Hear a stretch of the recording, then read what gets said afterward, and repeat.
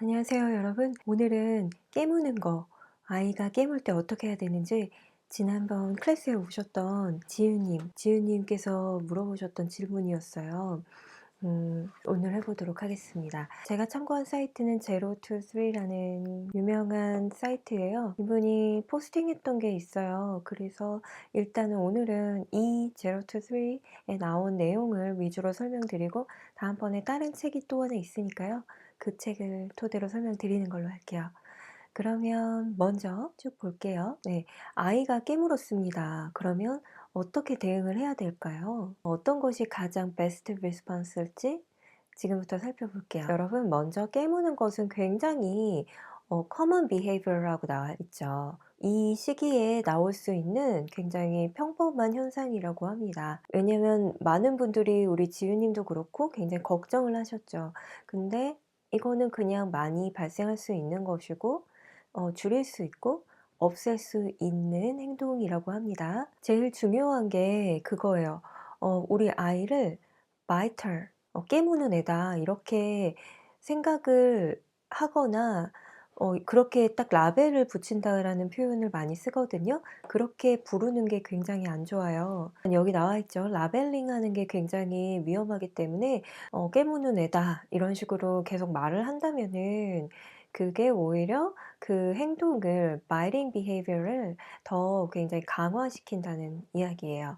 첫 번째 단락 한번 볼게요. shaming 그리고 harsh punishment 되게 창피함을 주고 굉장히 벌을 강하게 주는 것 이런 것들은 깨무는 행동을 줄이는 데 도움이 되지가 않아요. 아이가 왜 깨무는지 이유를 일단 생각을 해봐야 되는데 뭔가를 욕구를 충족하거나 어떤 도전에 맞서서 깨물 수 있다는 건데요. 예를 들어서 좌절감을 느꼈거나 어떤 격렬한 감정을 느꼈을 때 깨무는 행동을 할 수 있고 그리고 아직 커뮤니케이션이 잘 되지 않기 때문에 예로서 들 수 있는 거는 너무 어떤 사람이 가까이 왔을 경우에 또 깨물 수가 있다는 거예요.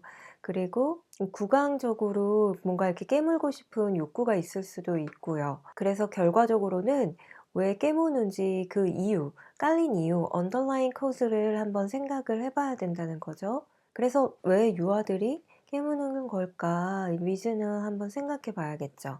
먼저 언어 구사 능력이 부족한 부분이 있고 그래서 너무 기뻤거나 뭐 좌절감을 느꼈거나 화가 났거나 할 때 깨무는 걸로 대신 표현을 할 수 있다는 거예요. 그러니까 말을 잘 못하니까 깨무는 행동으로 그 커뮤니케이션을 대신하는 거죠. 그리고 너무 어떤 소리랄까 어떤 자극적인 불빛 그리고 너무 소란스러움 뭐 그런 너무 부산함 그런 것들이 너무 강하게 주변에 있다면은 그거에 압도돼서 이렇게 깨물 수도 있다는 거고요. 그리고 '내가 깨물면 어떤 것이 그 뒤에 발생할까?' 이런 것을 좀 실험해 보기 위해서 깨물 수도 있고요. 그리고 뭔가 더 액티브하게 놀고 싶어서 그런 행동을 할 수도 있고요. 그리고 너무 피곤해서 잠을 충분히 안 재웠을 경우에도 피곤하기 때문에 그럴 수 있고 이빨이 날 때, 이가 날때 조금 간지러워서 그럴 수도 있고 비슷한 선상에서 oral stimulation이 필요해 가지고 구강에 어떤 자극이 필요해서 깨물 수도 있다라는 거죠. 그러면 어떻게 깨무는 것을 방지할 수 있을까요? 아래의 퀘스천을 생각해 볼 수 있는데요. 첫 번째, 깨물기 바로 직전에 어떤 것이 일어났었는지, 어떤 상황이었는지, 그리고 두 번째, 누가 그 깨물었을 때 아이와 놀고 있었는지, 세 번째, 누구를 깨물었는지, 항상 같은 아이를 무는지, 아니면 매번 다른 아이를 무는지, 그리고 네 번째 퀘스천, 뭘 하고 있었는지, 여러분의 그 깨무는 행동을 보여주는 아이가 무엇을 하고 있었는지, 그리고 다섯 번째 질문, 어디에 있었는지, 그리고 여섯 번째 질문, 누가 아이를 돌보고 있었는지 그때. 이 질문들을 해보셔야 돼요. 그래서 아이가 놀 때 이 질문들을 생각을 해 보신다면은 깨무는 그 행동이 언제 일어날지를 우리가 좀 예측할 수 있다는 거예요. 이 질문들 여섯 가지 질문이 가이드가 됩니다. 언제 그 깨무는 행동을 촉발하는 그 유사한 상황이 펼쳐지는지 그거를 가이드해 주는 여섯 가지 퀘스천이에요. 이거를 한번 질문을 한번 해 보시고요. 그렇다면 그다음 깨무는 행동을 방지하는 전략 알아볼게요. 아까 여섯 가지 질문을 던져서 아이가 이제 깨물 때쯤 깨물 것 같다라는 사인을 보게 된다면은 이런 행동들로 방지를 할 수 있는 거죠. 예방. 깨무는 행동이 나타나기 전에 예방을 하는 거예요. 첫 번째, 장난감이나 어떤 책으로 관심사를 돌려버리는 거예요. 뭐 "창문 밖 좀 보자." 이렇게 하거나 아니면 다른 방으로 아예 데려가거나 이렇게 해서 이때의 목표는 어떠한 긴장감을 느꼈기 때문에 어떤 스트레스를 느꼈기 때문에 깨무는 행동이 발생할 수 있으니까 그 텐션을 좀 줄여주는 게 목적이에요. 그리고 아이의 관심을 다른 데로 돌려주는 거죠. 두 번째 전략, 그 깨무는 행동이 뭐 때문에 촉발됐는지를 내가 좀 파악이 됐다면 그러한 환경에서 어떻게 핸들링할 수 있는지를 아이에게 이렇게 좀 보여주는 거예요.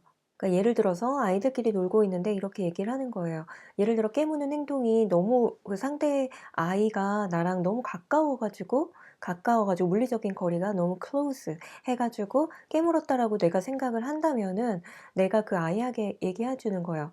이렇게 얘기를 하라고 말을 해 주는 거죠. "너무 나한테 너무 가까이 왔다. 네가 내 머리를 이렇게 만지는 거 나는 좋아하지 않아." 이렇게 말을 하라고 이렇게 알려주는 거예요, 자기 애한테. 그리고 만약에 구강적인 자극이 필요해서 깨물었다라고 판단이 된다면 뭔가 아이가 안전하게 깨물 수 있는 혹은 씹을 수 있는 그런 뭐 건강한 크래커라든지 아니면 외국에는 그 캐럿 스틱이 많거든요. 당근 스틱 같은 거 그리고 뭐 치발기 같은 것들 좋아하는 게 있다면 그런 걸 제공할 수도 있겠죠. 세 번째 전략은 이렇게 쉐어링하는 거를 알려주는 거예요. 보통은 깨무는 게 다른 아이를 깨문다고 했을 때는 아이끼리 뭔가 장난감 쉐어라든가 이런 게 잘 되지 않아서 뭔가 좌절감을 느껴서 다 깨무는 경우도 꽤 있기 때문에 이 전략은 쿠킹 타이머 같은 것을 활용을 해 가지고 아니면 그냥 타이머를 활용을 해서 아이가 어떤 특정한 장난감으로 얼만큼 각자가 얼마나 오래 놀 수 있는지 그 타임을 확실히 재보는 거예요. 그래서 왜 그런 거 있어요. 은규랑 연우도 놀 때 갑자기 딱 둘이 붙는 때가 있는데 제가 개입을 안 하고 뭐 둘이서 그냥 너무너무 잘 노는데 한 요때쯤 되면은 뭔가 슬슬 둘이 좀 붙거나 아니면 좀 짜증을 내거나 그런 딱 시간적인 게 쪼끔 있거든요. 예를 들어 뭐 한 40 분, 45분 넘으면 그렇게 딱 그런 게 발생한다든지 그때는 내가 뭐 관심 동전을 줘야 되거나 상황이 어떻게 되는지를 좀 파악해 볼 수도 있겠죠. 그래서 그런 시간적 물리적인 시간을 일단 체크를 해 보는 거예요. 얘가 그냥 평정심 어린 자세로 놀 수 있는 혼자 놀 수 있는 혹은 친구 아기와 함께 놀 수 있는 그 시간을 먼저 한번 생각을 해 보시고요. 만약에 그런 어린이집이나 뭔가 그룹 케어링 그런 시스템에 갔을 때는 어떤 단체에서 아이를 볼 때는 되게 인기 있는 그런 장난감이 한 개 이상은 있어야 그런 다툼이 일단 발생을 하지 않는 거죠, 기본 전제적으로. 그래서 이제 서로 이렇게 장난감을 쉐어링할 수 있다라는 것. 이게 되면 깨무는 현상이 좀 줄어들 수 있는 거죠. 그리고 이렇게 "깨무는 것은 해서는 안 되는 행동이다."라는 그 가치와 관련된 책들을 읽어 줄 수 있겠죠. 깨물면 그 동화책 안에 나와 있는 그 캐릭터들이 어떻게 되고 뭐 이런 게 왜 안 좋은지 이런 게 나와 있는 책들이 있어요. 그걸 같이 읽으라는 거죠. 여기까지가 예방책이었고요. 그렇다면 내 아이가 깨물었다 그랬을 때 내가 어떻게 해야 될까요? 요걸 한번 알아볼게요. 먼저 첫 번째, 아이가 깨무는 행동을 했을 때의 나의 기분을 체크를 합니다. 아이가 딱 깨물었다면 엄마인 나는 되게 좌절감을 저도 느끼고 되게 화가 나고 짜증이 나고 당황스러울 거예요. 그리고 걱정까지 되겠죠. 이러한 나의 감정, 우리 양육자의 감정, 이런 감정들은 당연한 거고요. 그런데 내가 애가 깨무는 걸 봤을 때 그런 감정에 있다는 걸 내가 알았다면 되게 격렬한 감정에 나도 있는 거잖아요. 그 상태에서 내가 반응을 하는 것, 이게 굉장히 좋지 않다라는 거를 우리가 유념을 해야 돼요. 그래서 항상 카운트 10을 하라는 거죠. 10 까지 일단 세면서 나 자신이 일단 평정심을 갖추고 나서 그리고 깊은 숨을 한번 들이쉬고 그다음에 반응을 하라는 거예요. 그러니까 내가 그 평정심을 갖출 때까지 나에게 맞는 어떤 방법이 있다면 그런 방법을 총동원을 해서 일단 내가 그 깨무는 행동 봤는데 그때 내 감정 먼저 "워워 평정심 갖추고 반응을 하라는 게 첫 번째예요. 그럼 두 번째, 되게 단호하고 되게 그냥 사실적인 어투, 그런 어투, 내가 무슨 화가 났고 뭐 소리를 지르고 이런 말투는 절대 안 되고요. 그냥 이렇게 말하는 거예요. 깨무는 건 안 돼. 깨무는 건 다른 사람을 다치게 해. 다른 사람이 다쳐. 깨무는 건 안 돼. 깨무는 건 용납 못 해. 이렇게 얘기하는 거죠. 그리고 다른 아이를 깨물었다면 다른 아이가 어떻게 느끼는지를 얘기를 해주는 거예요. 봐봐, 여기 얘를 그대로 가져와 볼게요. 메디슨이 울고 있잖아. 네가 메디슨을 깨물었기 때문에 울고 있는 거야. 깨무는 거는 다른 사람을 아프게 해. 이렇게 얘기를 해주는 거예요. 사실은 서술해 주는 거죠. 간단하게 하지만 명료하게 또 단호하게 얘기를 해줍니다. 그리고 그 다음은 이거는 이제 Sibling Without Rivalry라는 책, 그 형제자매 간의 책에도 항상 나오는 건데요. 우리의 관심을 깨문 아이가 아니라 깨물림을 당해서 아픈 아이, 그 아이에게로 가져가야 돼요. 그래서 흔히 범하는 실수가 누가 뭐 누굴 때렸을 때 아이들이 가해자에게 관심을 이렇게 기울이는 경우가 많죠. 왜냐면 하지 말라고 뭐 이렇게 야단을 치게 되기 때문에. 그런데 피해자의 아이에게 먼저 관심을 가야 돼요. 우리는 이제 가해자 아이에게 네거티브 어텐션을 주기가 쉬운데 이것이 더 그 행동을 네거티브 어텐션도 어텐션이기 때문에 제가 말씀드렸죠. 눅눅한 포테이토 칩 이론, 눅눅하건 바삭하건 아이들은 두 팔 벌려 대환영이다. 그러니까 그런 부정적인 관심도 그 행동을 더 유발하고 강화시키기 때문에 조심하셔야 돼요.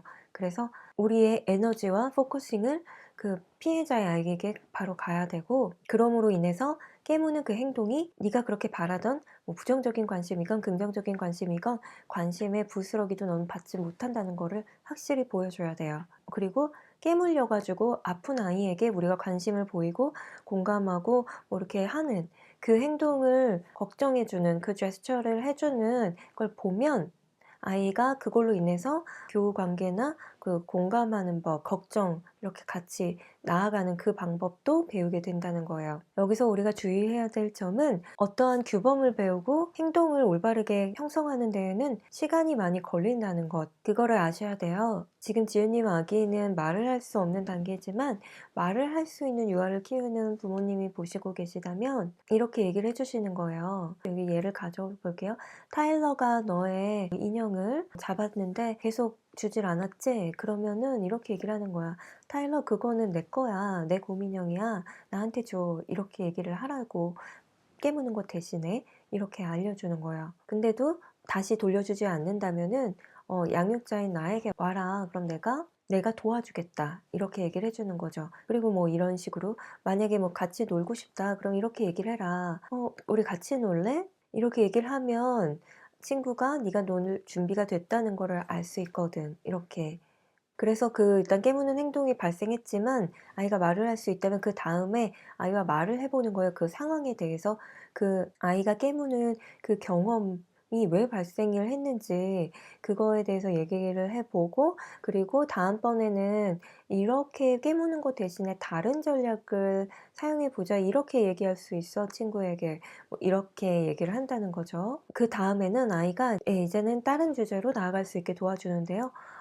지금은 뭐 하고 놀고 싶어? 이렇게 물어보는 거예요. 뭐 플레이도우를 가지고 놀래? 그림을 그릴래? 아니면 모래를 가지고 놀래? 물 가지고 놀래? 뭐 이런 식으로 물어보죠. 어떤 액티비티가 하고 싶은지. 그래서 그 깨물은 행동이 발생을 했지만 그 발산하고 싶었던 에너지를 좀 더 건설적인 방향으로 발산할 수 있게끔 무슨 놀이를 지금 하고 싶니? 라고 물어보고 조금 더 아이가 릴렉스 할 수 있게 도와주는 거예요. 뭐 이렇게 하지만 뭐 서로 이렇게 깨물고 깨물린 그 친구들끼리 바로 같이 놀 수 없을 수도 있죠. 근데 중요한 거는 이게 바로 한 단칼에 해결되는 게 없어요. 그러니까 정말 꾸준한 반복이 중요하거든요.